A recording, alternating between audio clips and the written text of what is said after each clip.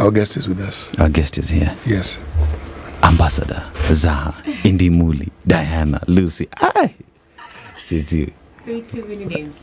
Jina nzito. No. You are allowed to have as many names as you like. I know. If you limit yourself to 2, hiyo ni shauri yako. Shauri yako. Yes. Provided najua kwa ID mbele iko sawa. You can add others if you want, like Al-Hajj in your case.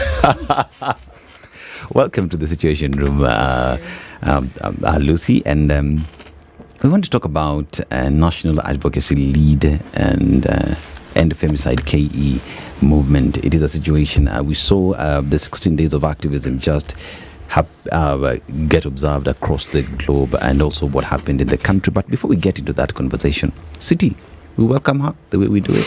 Yes, with a proverb. Mm-hmm. Our proverb for this week ending today from the state of Eritrea.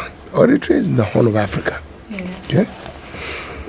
It's a country which is very interesting in the sense that African countries, the majority of African countries, with the exception, I think, of Ethiopia, were colonized. And so when they talk about independence, they gain independence from a colonial master. Eritrea gained independence from Ethiopia. They decided this being in Ethiopia is not working for them. So September 1st, 1961, the War of Independence began.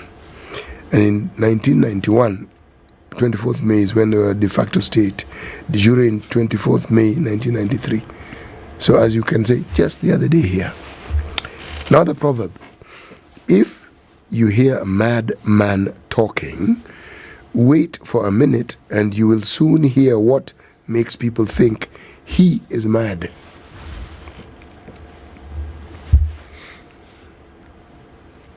Balozi. Yes. What do you make of that proverb? That's a lot to debunk.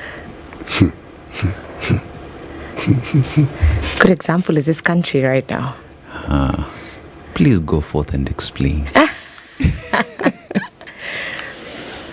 I think it just enriches the fact that everything will always manifest itself to your sight, and you definitely get to see people's realities from their experiences and what they choose to show you. I think I'd relate it to the madness we've seen here in this country so far, and the fact that it's been a good display that we now understand, this is purely madness to some extent. And I'm going to ask you what you mean by madness. Well, so let me ask, what do you mean by madness? Well, I don't think madness is necessarily negative. I think everyone has an aspect of their madness within your own existence. You tend to have some element of insanity to your genius. Most people that are known to be absolutely breathtakingly intelligent had some element of madness. So maybe to that extent. City. So, Mawe mechemka. Now, Zara, as we talk about ending femicide in the country, let's focus about it in the country. We are from observing 16 days of activism, and with that we had Kenyans go to the streets and to demand that justice is done by them. Dennis, this is a guest. Can we ask her to tell us a little bit about herself? Yes, we're getting there, City. We're getting there. Okay. Yes. And this is a situation where we have seen Kenyans agitate that right is done by them. This is an area that is passionate to you. You live, sleep, let's end femicide case. Yeah. What's Zara's story and why is this passionate? Well, I'm a big believer of the fact that I don't have to experience something for me to know that I can fight for it or advocate for it. And so first of all, I think even the last time I met Muga, I told him I'm 23. So I'm doing a fight that has been walked and done and breathed by women and men before me. And when I got into the space, I've been doing climate justice for the longest time, but when I correlated it to the fact that you cannot necessarily differentiate or separate people's struggles, everything is so intersectional. And I looked at what is the one demographic that has the biggest weight when it comes to everything not working. So is it climate? Is it economy? It had to be women and girls. Is it war? Had to be women and girls. And so when I got into the gender space to figure out what exactly do I want to focus on, I just realized, we had a very big issue when it came to GBV. Safe houses had been given to county governments that we have not seen necessarily manifest within the counties. And so I'm like, what's happening to people's safety? What happens to GBV reporting? And that's also what Nairobi Women's had announced, that in every single month they have 4,000 cases of GBV in one hospital. And so for me, it debunked a very big question nonetheless. But we saw a very big trend happening from Sharon's murder. And, in Kenya, this is not the first time women are coming together and assembling towards our issues. Remember, this is still a country that we had to convince to stop stripping us on the streets. And the women did My Dress, My Choice. And it brought a lot of, again, a whole issue around the fact that, women are dressing with short skirts, whatever they like on the road, they deserve to be undressed. But we've seen men without shirts outside. We've seen men with shorts. No one strips you. That aside, I quickly debunked on GBV, and I looked at the fact that most of the GBV cases that are happening are only considered within domestic violence. And this is also the same demographic that has been told, vumilia. Ukichapwa, when you're beaten by your husband, it's a form of love in some communities. And the realities around associating strength to violence has been so big in this country. And for me, it became a place to look at. So on towards this year, by the time Starlet Wahu was murdered, by the time Rita Waini was beheaded, and it begged the question, what exactly is going on? This might actually be way, way beyond us thinking that girls like money. I mean, who doesn't like money? All of us are going to work to make money anyway. Do you like money? Of course. Yeah. Everyone does. I think, what is our living existence in building an economy if we don't need money? We should all be at home then. And so I sat down, and then I got into a sisterhood system in a way that I found other women that are already working around this space in different perspectives of protecting women and girls. And so by the time we formed the movement, that's when we had the January protest. And the demands are still the same till now, that there needs to be a declaration of femicide as a national crisis, because it is. We're having 100 women being killed every month. And that's only the ones that have been reported. If you go down to the fact that we are working on grassroots, if you go down to the fact that hospitals also get these cases, and also acknowledging that femicide is also very intentional. It's an intentional killing of women, just courtesy of the fact that they're women. And most people would be like, nobody kills you just because you're a woman. No, it comes in very many facets. Women are beaten in their homes by their husbands because they're women. Girls are raped and killed on the road because they're women. And now we're having a whole crisis whereby our youngest victim this year was a 4 and a 9-year-old. And they brutally gang raped these kids. And then they cut them into pieces and hung them on a tree. And so you see, when we've had a society that now acknowledges that punishments to girls and women is death, we lost it. And so for me, it begged the question, so where are the leaders? Because it stopped being a gender issue ages ago. Kenya is one civilized space and very democratic. It didn't make sense for us to look at it on a gender lens only, because intersectionally, even when we're having the Mukuru demolitions, it's women who take the biggest rate. When you're having floods, like what happened in Madar, it is women that had the biggest rate. And it doesn't dequip or dequalify men from having the same experience, no. It actually empowers men to look at women from a protective experience, in that even from the word of God, protection to women was not necessarily just because we're women, but with the existence of what we procreate and what we create in our societies. We hold the biggest weight on keeping everything together. But the amount of murders that have happened this year, and how brutal they are, and how changing they are, and now how the age group of target has decreased over time, it begs the question, what exactly is going on? So yeah. So what exactly is going on, Zaha? Oh my God, everything is going on. Femicide cases, we have not had any success on them when it comes to the judiciary, meaning the judicial service needs to be checked in. The police do not know how to handle. I had about a case where a child was raped, a 9-year-old, I will not call out the police station, but a 9-year-old was raped, went to the police station, and the police was like, can I confirm?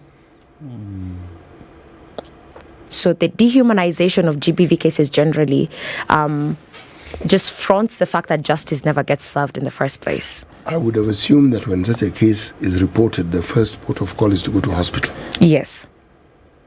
And then you go to the police station. Remember, we're also doing a lot of civic education around this, because most of the time, children will actually bathe. And so you have no evidence in the first place.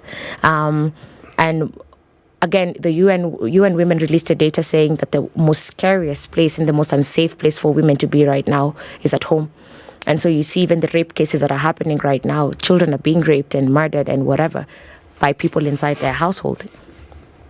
So by the time you're leaving the house to go report your own father, by the time you're leaving the house to go report your own brother, your own cousin, the dynamics are different. And I think these are things we're also trying to acknowledge, that most of these cases are so complex with the victim's experience. And then we're in a country where victim blaming is day to day. Why were you there? What were you wearing? What time were you outside? We never scrutinize the perpetrators. We never give the shame to the perpetrators. And so even at the point of death, the shame still goes back to the woman. And we also, it is coming at a time when the police, where we run to have gender desks. Yeah. That is according to what they say. And we also have the polycare, where these cases actually get reported on. But then there's a subject that we keep talking about on this show. It is the aspect of facilitating the police to make sure that these various decks actually do work. Because having it on paper is good, you know. It's good for budgeting and funding. But do they get the resources for them to be able to deliver? Do they have the training? That's another aspect. You know, to be able to handle this. Because if a child has gone to report and all you're telling them is, can I see? Can I confirm? Begs the question, even the officers who are managing these desks, are they trained on how to handle these cases? Yeah, humanity needs to be taken back to the police stations. Yep. It's brutal. It's brutal. And I think most of the time, even when it comes to the victim process, even of healing generally, you do want to get justice. But you think about the police station and you're like, I'll leave it at the hospital. What are P3 forms collecting? Are they extensive? Do they assist us to get the perpetrator? What are forensics in Kenya? What does DNA do? And that's why when it came to us announcing it as a national crisis, because all systems are attached to making sure that gender-based violence is actually eliminated in the country, and femicide specifically. I can tell you one easiest example is the Kware massacre. When we had the Kware issue, I was there at the dump site. Wambua didn't even have a boat to collect those bodies. I saw him just dangling using a rope. Literally with a rope, with his bare hands, with the toxins and all that. And these are dead bodies.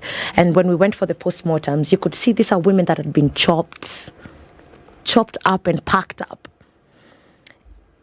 And did that data ever be released to the country? We don't know. The suspect ran away from a Gigiri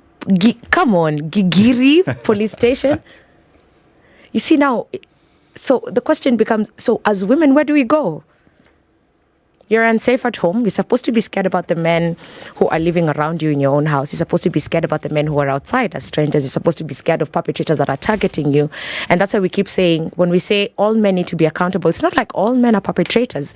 That accountability needs to go to all men, because it's your friends, it's your brother, it's your father. But again, when you call out your fellow men, you know, you're told, you know, you're a weakling. You know. Oh, yeah. There's a common word, acha umama. So it becomes very difficult for men to hold each other accountable. So what happens? The perpetrators exist within you. And we keep saying, if that is exactly what they're doing to us as women, what do you think they're doing to their fellow men when they get a chance? How many men are killed in a day? So we're all in the same page. But the gender lens is always coming to play every time. You know, the question that then arises with all these atrocities is, what exactly is happening? Why are they on the rise? Is it that we've suddenly had an injection of all these individuals who are inclined towards atrocities? Yeah. What is it? And they're all Kenyans. It's not as though they've been yes. from another place. Yes.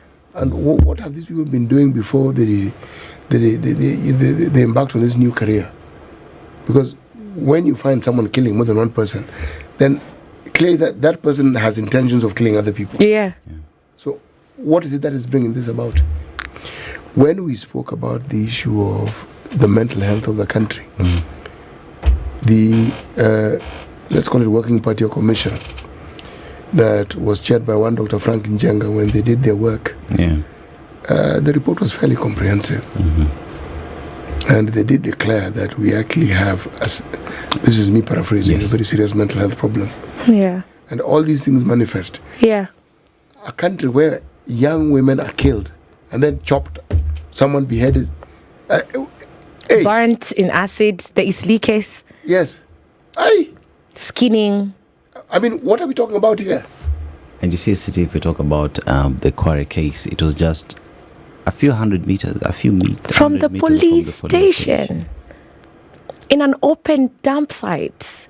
And you know how some, especially informal settlements, those communities are very tight. Close, yeah. So if you come dumping bodies, the first one, the second one, 43 bodies, and then you let a suspect run. It means the police knew because they had been Exactly.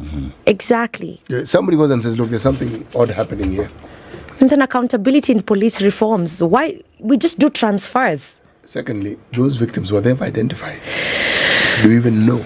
As far as I'm concerned, I think only one. Only one, the mother was there. Yes. And she collapsed several times. One. But one out of 40? So many bodies, yeah. That's not even the tip of the iceberg. So we're saying that every time we discuss femicide, we are actually discussing unresolved cases. That's what we're discussing. Yes. And yet you have a police service, okay?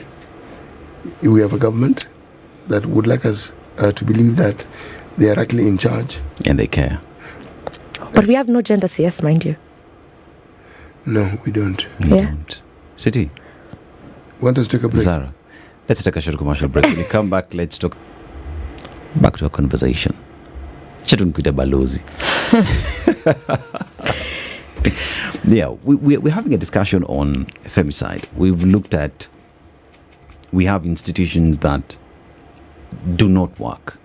We have, like City says, when we talk about femicide, it is cases that have not been handled or sorted.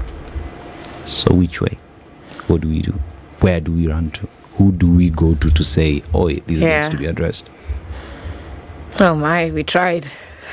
And you know, these cases keep piling on top of each other. Yeah. So if the previous were not resolved, what makes you think the current ones will be resolved?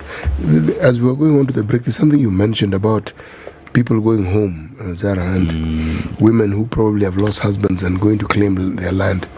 Talk a little bit about that. Oh my. So especially within, and this is not to isolate the regions, but especially in Western, there's a lot of murders that have been happening that concurrently are courtesy of the fact that women went back home to claim their land, especially widows. And so, you know, we used to hear the stories when we were younger, you know, like utarogwa, kiitisha shamba, but it's been escalating in that you lose your husband, you have your children, you have absolutely no source of income. Maybe it's the farm. And when the burial is done and it's time for you to reclaim that land, we've been having cases of femicide happening where the brothers to your husband want to kill you.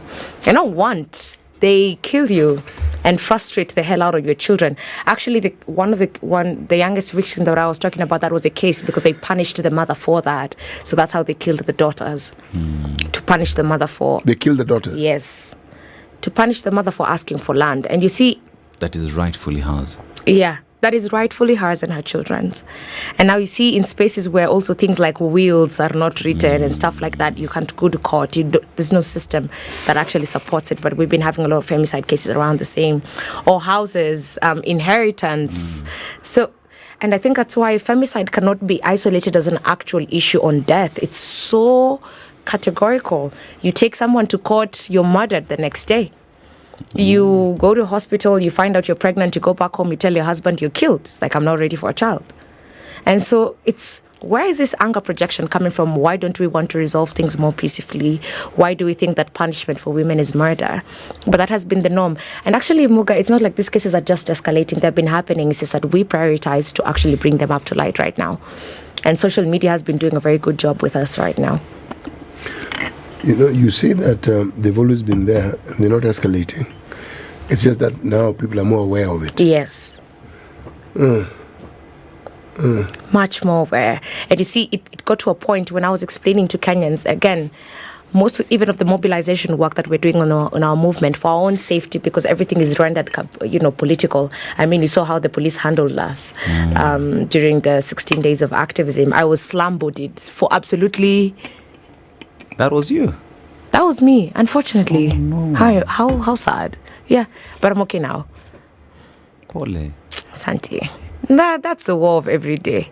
So you were in a march on Femicide, and the police tear gas the protesters. What does it say about the government?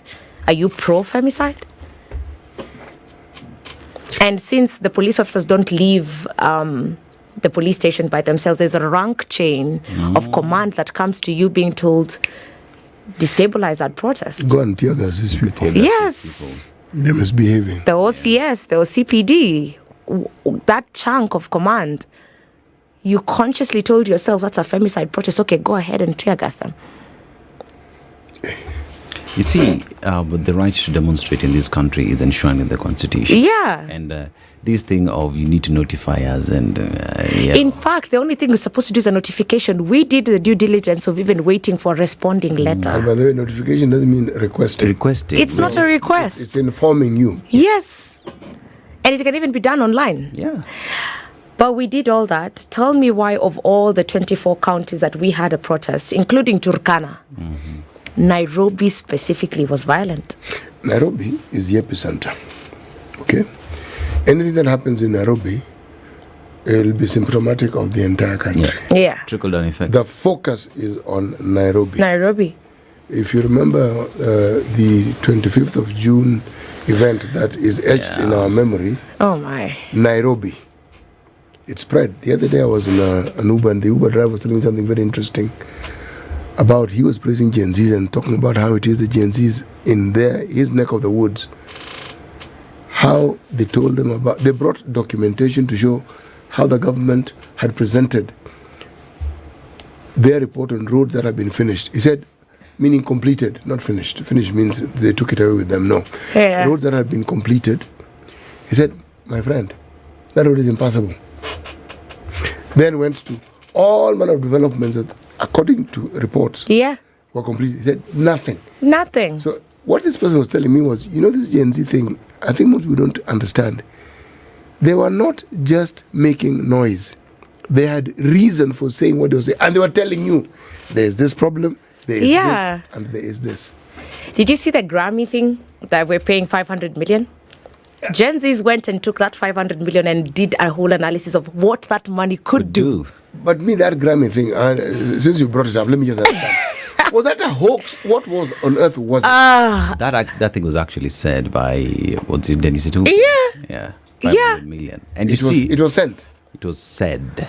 Yeah, but what is that? Misplaced priorities in the entire government. No. What I'm asking is, was it something that was simply said to elicit a reaction, or was it something that was actually going to happen? Since when have Grammys taken place anywhere else other than when? Yes, when?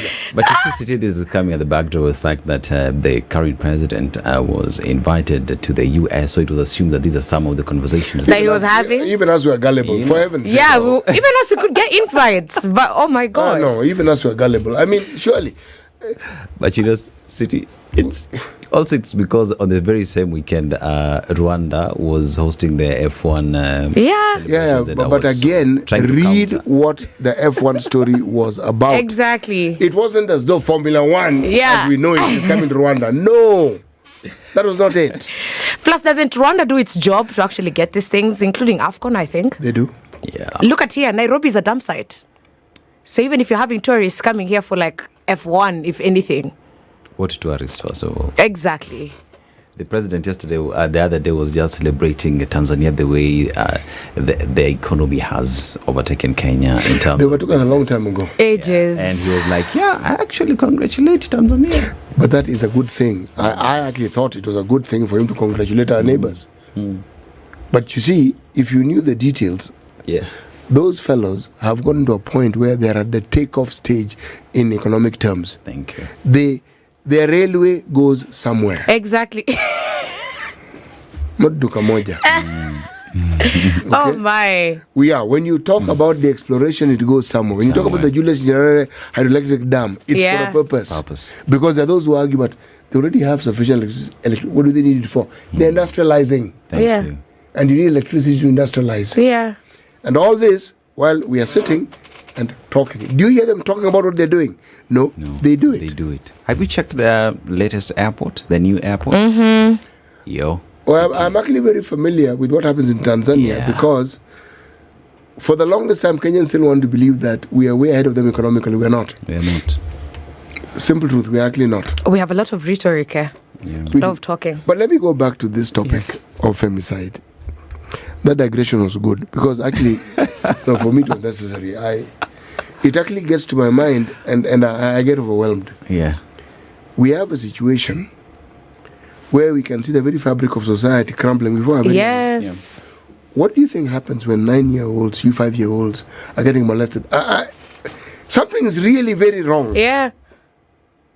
And if indeed the cases that we're talking about are unreported, and there are others that have not been reported, but this thing of women being killed, that thing. Now let me give you a personal story, City. A young boy going to primary school early in the morning, I think I was around grade 4, and the path that, this is where I pass every day. Yeah. I find a woman had been raped and was stabbed to death there.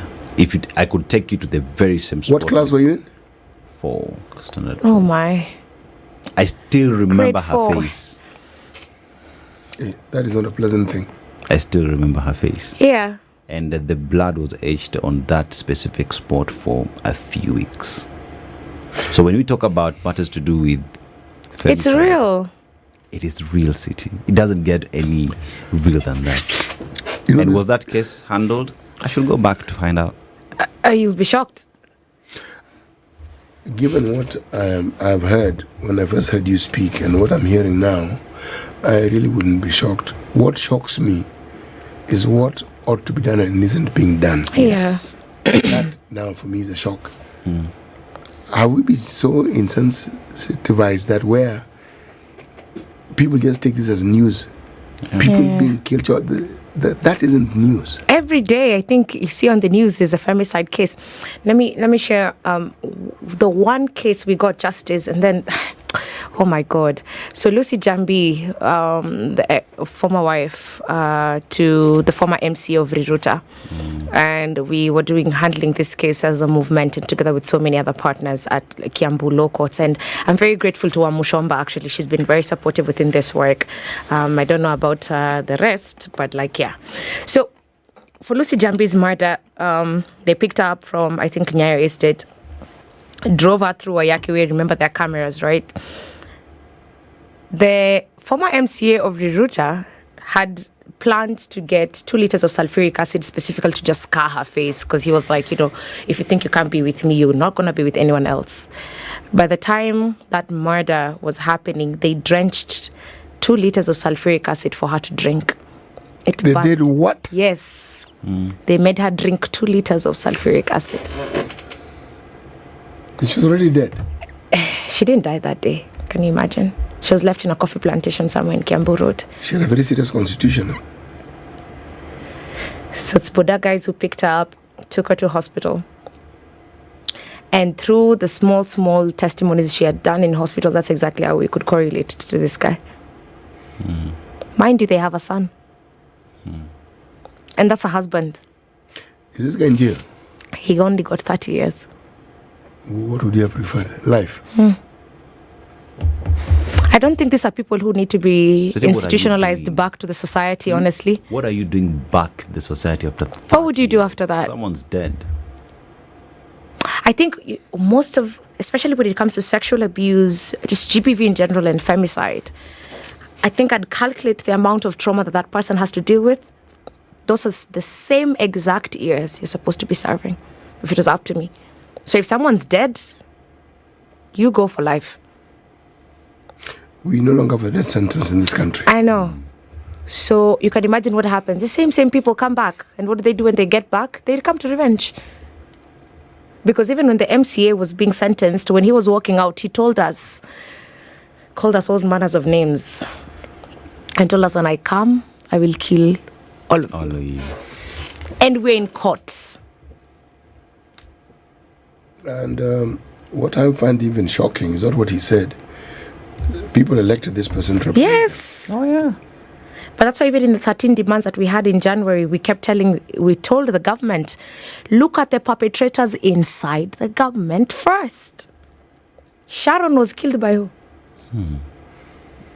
Allegedly. Let's say, who has been in court over Sharon's murder? Oh, yes. Has that thing been concluded? No. Yeah. How many years now? But they ripped her pregnancy apart and removed the baby out of her. That one of Sharon's was on a completely different scale. Completely. But these are people who are actually in government. But even as we conclude this discussion, surely, what does one do? Because this is one very bleak, dark story. Yeah. What does one do? All systems have to work for femicide to end. The judiciary needs to prioritize these cases. Perpetrators need to be apprehended and arraigned in court. And we need to give them full-term sentences, because I've had a case where this person molested a kid over and over for 9 years, and tell me why he got 6 years. How old was the kid? 13. 6 years? Yes. That's a magistrate's court? Yes. 6 years? Yes. So the judiciary has to work. The police needs reforms. The police needs to be taught how to handle these GBV cases. Gender desks needs to be actualized. It needs to be announced as a national crisis so that all forms, we need a gender CS. There's no accountability to femicide because who's hosting it? We need a commission on women. This is the only country that doesn't have that. And a commission on women is not necessarily to make it a gender issue. It's to actually understand the complexities around women issues and prioritize them. I don't think we should be voting in for a government that does not have a plan for its women. And yet, the women among the supporters, probably key supporters. And we are the highest population. We're 51%, I think. Slightly more. City. And so many things need to happen. A lot needs to be said. A lot needs to be handled. Unfortunately, time is not on our side. It is a conversation that must and should continue. You agree? Yeah, and I think it is on that note that we call upon all the necessary and all the relevant bodies to come through and ensure that these cases are actually handled. Ambassador Zaha Indimuli Diana Lucy is the National Advocacy Lead and Femicide KE movement. This is the Situation Room. We